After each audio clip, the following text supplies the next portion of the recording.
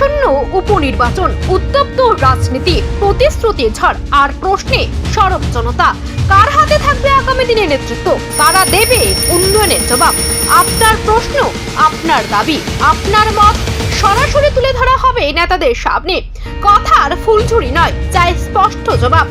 আমাদের বিশেষ talk show জনতার মুখোমুখি। এখানেই মুখোমুখি হবেন নেতারা। এডিসি নির্বাচনের আগে সবচেয়ে গুরুত্বপূর্ণ আলোচনা, তীক্ষ্ণ প্রশ্ন আর নির্ভীক বিশ্লেষণ দেখতে চোখ রাখুন শুধুমাত্র এশিয়ান টাইমসের পর্দায়। জনতার মুখোমুখি, এবার কথা বলবে জনতা। অনুষ্ঠানটি দেখুন সন্ধ্যা ৭টায়।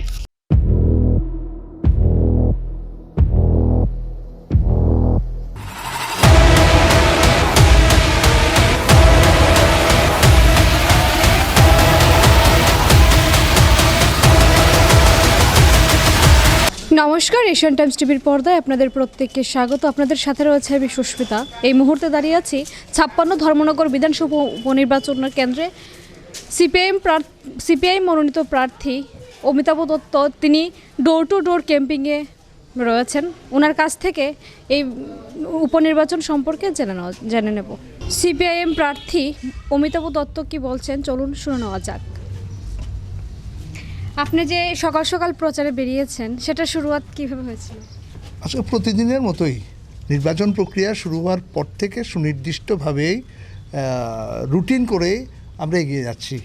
তো প্রতিদিনের মতো আজকেও সকালবেলায় ৮টা থেকে শুরু হয়েছে। প্রত্যেকটি বুথ ধরে ধরে, প্রত্যেকটি পাড়া ধরে ধরে এবং সমস্ত রকম সংকীর্ণতার ঊর্ধ্বে উঠে সমস্ত নির্বাচক মণ্ডলীর কাছে যাচ্ছি, প্রতিটি পরিবারে যাচ্ছি, আমাদের কথা বলছি, তাদের কথা শুনছি। মানুষ পরিবর্তন চাইছে, আমরাও পরিবর্তনের কথা বলছি। কারণ ২০১৮ সালের পর থেকে রাজ্যে যেমন গণতন্ত্র নেই, আইনের শাসন নেই, আমরা সেই জন্য শান্তি সম্প্রীতির জন্য পরিবর্তনের যে এই সংগ্রাম, এই সংগ্রামের সকল নির্বাচক মণ্ডলীর কাছে আমরা আহ্বান রাখছি। আচ্ছা, ধর্মনগরবাসীর সব থেকে বড় সমস্যা আপনি কি সেটা বলবেন? অনেকগুলো সমস্যা আছে, কারণ ২০১৮ পরে কোনো প্রতিশ্রুতি তারা রক্ষা করেননি। নতুন নতুন সমস্যা তৈরি হয়েছে। আপনার মানুষের মূলত যে মৌলিক সমস্যা অনেকগুলো আছে, সবটা তো এই সংক্ষিপ্ত পরিসরে বলার সুযোগ নেই। কিন্তু মৌলিক সমস্যা কি? আমাদের মৌলিক সমস্যা হচ্ছে শিক্ষা। অচলাবস্থা সৃষ্টি হয়েছে, শিক্ষক নেই স্কুলগুলোতে। আজকে স্কুলগুলোতে ছাত্রছাত্রীরা যাচ্ছেন না, উৎস পাচ্ছেন না। মৌলিক সংস্থা স্বাস্থ্য পরিষেবার ক্ষেত্রে সম্পূর্ণ ভেঙে পড়েছে। হাসপাতালে যান, বিশেষজ্ঞ চিকিৎসক নেই, স্বাস্থ্যকর্মী নেই, নার্স নেই। একটা অচলাবস্থা স্বাস্থ্যক্ষেত্র সৃষ্টি হয়েছে। আপনি আসুন কর্মসংস্থানের প্রশ্নে। আমরা যদি গ্রামীণ এবং শহরে গ্রামীণ গরিব জনগণের কথা ভাবি, বামফ্রন্ট সরকার 2A প্রকল্প চালু করেছিল, সেই প্রকল্প প্রায় বন্ধ। রেগা গত পূজার আগে যে কয়েকদিন কাজ করেছে তার মজুরি এখনও পায়নি, নতুন কোনো রেগার কাজ হচ্ছে না। কর্মসংস্থানের প্রশ্নে বেকার যুবকদের সামনে চরম হতাশা। হাজার হাজার শূন্যপদ পড়ে আছে, নিয়োগ নেই। আর সবচেয়ে দুর্ভাগ্যজনক, আমাদের রাজ্যের অভিভাবক মাননীয় মুখ্যমন্ত্রী বিধানসভায় দাঁড়িয়ে যে কথা বলেছেন, আগে বামফ্রন্ট সরকারের সময় আমরা দেখেছি যারা বিএড পাশ করেছেন, যারা টেট পরীক্ষা দিয়েছেন, টেট 1, টেট 2, যারা পরীক্ষা দিয়েছেন, পাশ করেছেন, সবাই চাকরি পেয়েছেন, অফার পেয়েছেন। আর এখন মাননীয় মুখ্যমন্ত্রী বলছেন না, টেট পাশ করলেই চাকরির কোনো নিশ্চয়তা নেই, চাকরি হবে না। তো বেকারদের সামনে দারুণ হতাশা। মাইক্রো ফাইন্যান্স থেকে যারা ঋণ নিচ্ছেন স্বনির্ভর হবার জন্য, স্বাবলম্বী হবার জন্য, আজকে সেখানে ঋণ পরিশোধ করতে পারছেন না। বাজার সংকুচিত হয়ে গেছে, মানুষের যোগান কমে গেছে, উৎপাদন কমে গেছে, হতাশা, অর্থনৈতিক সংকট, ব্যবসা ক্ষেত্রের ব্যবসা বাণিজ্য সমস্ত লাটে উঠেছে। আর র্যান্ডাম চলছে লুটপাট, রাজনৈতিক সন্ত্রাস। আপনি বিরোধী রাজনৈতিক দল করলে সভা করতে পারবেন না, রাজনৈতিক কর্মসূচি রূপায়ণ করতে পারবেন না। চরম হতাশা। এই হতাশাগুলো থেকে মানুষকে আমরা মুক্ত করতে চাই, শান্তি সম্প্রীতির একটা বাতাবরণ আমরা সৃষ্টি করতে চাই। মানুষও চাইছেন শান্তি চাই। আগে শান্তি কোথায়? বিজেপি জোট শাসনের শান্তি কোথায়? নারীদের কোনো নিরাপত্তা আছে? কোনো নিরাপত্তা নাই। প্রতিদিন নির্যাতনের শিকার হচ্ছেন নারীরা। 14 মাসের শিশুকন্যা পর্যন্ত রেহাই পাচ্ছেন না। 72 বছরের মা পর্যন্ত গণধর্ষণের শিকার এই বিজেপি জোট শাসনে। কাজেই আমরা জনগণকে একটা নতুন সকাল উপহার দিতে চাই, যেখানে শান্তি থাকবে, সম্প্রীতি থাকবে, সমৃদ্ধি থাকবে, জনগণের নাগরিক নিরাপত্তা থাকবে। আমরা চাই দারিদ্রতা থেকে মানুষকে মুক্ত করতে। এই ধর্মনগর শহর অল্প বৃষ্টিতে প্রতিটি রাস্তা জলমগ্ন হয়ে ওঠে, প্রতিটি বাড়িতে জল ঢোকে। এই জল নিষ্কাশনী ব্যবস্থাটাকে আমরা সম্প্রসারিত করতে চাই, যাতে এই জলমগ্ন থেকে এই শহরকে আমরা বাঁচাতে পারি। বিশুদ্ধ পানীয় জল, আমরা বামফ্রন্ট সরকার ওয়াটার ট্রিটমেন্ট প্ল্যান করেছিলাম, ঘরে ঘরে পরিশোধিত পানীয় জল আমরা পৌঁছে দিচ্ছিলাম।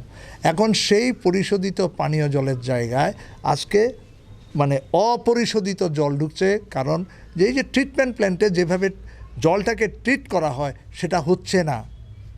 মানুষ নানা ধরনের রোগের শিকার। এই পরিস্থিতির মধ্যে দাঁড়িয়ে আরেকটা বিরাট সমস্যা হচ্ছে বিদ্যুৎ মাশুল। স্মার্ট মিটারের নামে জনগণের পকেট কাটা হচ্ছে প্রতিদিন, প্রতি মাসে।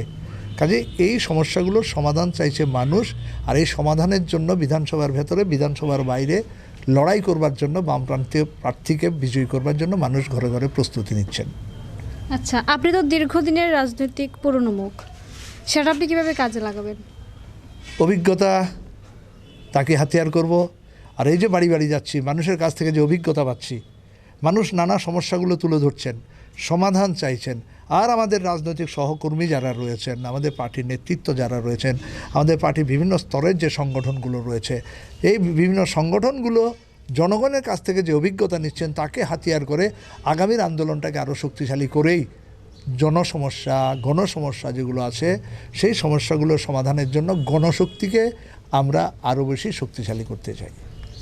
আপনি নির্বাচিত হলে আপনি প্রথমে কোন সমস্যাটা সমাধান করবেন? অনেকগুলো সমস্যাই তো আছে।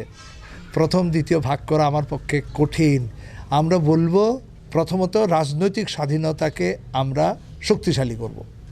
প্রত্যেকটি রাজনৈতিক দল, সে বিরোধী হোক, সে শাসক হোক, তার রাজনৈতিক স্বাধীনতা যেন থাকে, মানুষের কথা উচ্চারণের অধিকার যেন থাকে, কণ্ঠ যেন স্তব্ধ না হয়, লড়াই করবার অধিকার যেন কেড়ে নেওয়া না হয়। আর মানুষের যে মৌলিক সমস্যা হচ্ছে ভাত, কাপড়, বাসস্থান, শিক্ষা, স্বাস্থ্য, গণতন্ত্র, আইনের শাসন, এগুলোকে প্রতিষ্ঠিত করাটাই হচ্ছে আমার মৌলিক কাজ, মৌলিক আন্দোলনের ধারা থাকবে সেগুলো।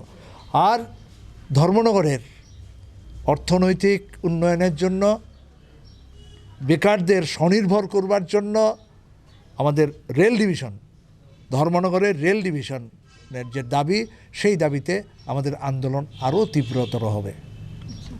ভোটারদের জন্য আপনার কি বার্তা থাকবে? ভোটারদের কাছে আমাদের বার্তা থাকবে, আপনার সাংবিধানিক অধিকার, ভোট দেওয়া আপনার সাংবিধানিক অধিকার, এই অধিকারটাকে রক্ষা করতে হবে সবাই মিলে। কাজে নিজের ভোটটা নিজে দিন। অন্য যারা নির্বাচক মণ্ডলীর সদস্যরা আছে তারাও জানে, নিজের ভোট নিজের পছন্দের প্রার্থীকে দিন, যাকে খুশি তাকে দিন। কিন্তু আপনার ভোটের অধিকার যেন কেউ কোনো দুর্বৃত্ত কেড়ে নিতে না পারে, ভোটকে যাতে প্রহসনে পরিণত করতে না পারে। গত 2018 সালের পরে কোনো নির্বাচন ত্রিপুরা রাজ্যে সুষ্ঠু, অবাধ এবং শান্তিপূর্ণভাবে সংগঠিত হয়নি। প্রার্থী খুন হয়ে যায়। আমাদের সিপিএম প্রার্থী ত্রিস্তর পঞ্চায়েত নির্বাচনে বিলোনিয়াতে খুন হয়ে গেছেন মনোনয়নপত্র জমা দেওয়ার পর। প্রার্থীরা মনোনয়নপত্র জমা দিতে পারেননি, পুলিং এজেন্ট তার ভূমিকা পালন করতে পারেননি, ভোটারদেরকে লাইন থেকে বের করে দেওয়া হয়েছে, ভোটার বাড়ি থেকে বের হতে পারেনি, ভোটের একদিন দুই দিন আগেই বাড়ি বাড়ি যে ত্রাসের পরিবেশ সৃষ্টি করে। আমরা সেখান থেকে মানুষকে বলবো, না, নিজের ভোটটা নিজে দিন। আচ্ছা, জয়ের ব্যাপারে আপনি কতটুকু আশাবাদী? নিশ্চিত। মানুষের কাছে যাচ্ছি, মানুষই আত্মবিশ্বাস বাড়াচ্ছেন, মানুষই বলছেন এগিয়ে যান। এগিয়ে যাওয়ার পথ আমাদের লক্ষ্য এগিয়ে যাওয়ার, পিছিয়ে পড়ার নয়। শিরদাঁড়া সোজা রেখে, মাথা উঁচু করে, গণতন্ত্র রক্ষার জন্য, আইনের শাসন প্রতিষ্ঠার জন্য যে লড়াই আমরা শুরু করেছি, সেই লড়াইয়ে আপামর জনগণের আমরা সমর্থন পাচ্ছি। সেখান থেকে আমরা সিদ্ধান্তে উপনীত হতে পারছি, জয় হবে গণতন্ত্রের, জয় হবে জনগণের, জয় হবে বামপন্থা। ধন্যবাদ আপনাকে। আপনাকেও ধন্যবাদ, আপনাদের সকলকে ধন্যবাদ। এডিসি নির্বাচনের পাশাপাশি আমরা ধর্মনগর উপনির্বাচনে এসেও সিপিআইএম, কংগ্রেস এবং বিজেপির 3 প্রার্থীর কাছ থেকেই তাদের প্রতিক্রিয়া জেনে নিলাম। সবাই আশাবাদী ওরা জয়ী হবে। এবার দেখা যাক কার জয় হয়। আসন্ন উপনির্বাচন, উত্তপ্ত রাজনীতি, প্রতিশ্রুতি ঝড় আর প্রশ্নে সরব জনতা। কার হাতে থাকবে আগামী দিনের নেতৃত্ব? কারা দেবে উন্নয়নের জবাব? আপনার প্রশ্ন, আপনার দাবি, আপনার মত সরাসরি তুলে ধরা হবে নেতাদের সামনে। কথার ফুলঝুরি নয়, চাই স্পষ্ট জবাব। আমাদের বিশেষ টক শো জনতার মুখোমুখি। এখানেই মুখোমুখি হবেন নেতারা। এডিসি নির্বাচনের আগে সবচেয়ে গুরুত্বপূর্ণ আলোচনা, তীক্ষ্ণ প্রশ্ন আর নির্ভীক বিশ্লেষণ দেখতে চোখ রাখুন শুধুমাত্র এশিয়ান টাইমসের পর্দায়। জনতার মুখোমুখি, এবার কথা বলবে জনতা। অনুষ্ঠানটি দেখুন সন্ধ্যা 7টায়।